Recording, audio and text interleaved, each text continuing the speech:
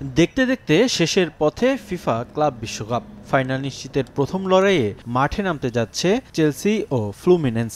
দু দলের সামনেই রয়েছে ইতিহাস গড়ার সুযোগ।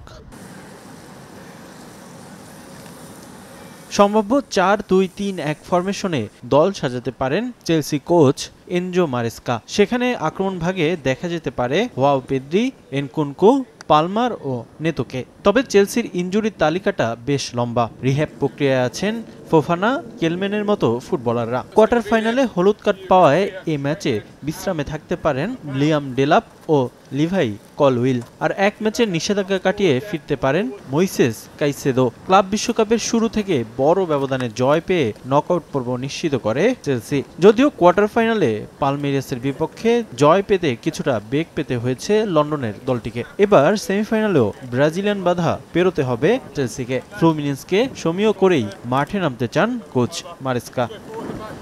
এদিকে ক্লাব বিশ্বকাপের শুরু থেকেই চমক দেখিয়েছে ব্রাজিলিয়ান ক্লাবগুলো, যাদের মধ্যে ফ্লুমিনেন্স একটি। গ্রুপ পর্বে রুখে দিয়েছে ডর্টমুন্ডের মতো জায়ান্টদের, আর রাউন্ড অফ 16-এ ইন্টার মিলানকে হারিয়ে তাক লাগিয়ে দেয় তারা। সবশেষ টুর্নামেন্টের কোয়ার্টার ফাইনালে আল হিলালের বিপক্ষে জয় তুলে নেয় ব্রাজিলিয়ান ক্লাবটি। সেমিফাইনালের বাধা পার করতে পারলেই ইতিহাস গড়বে তারা।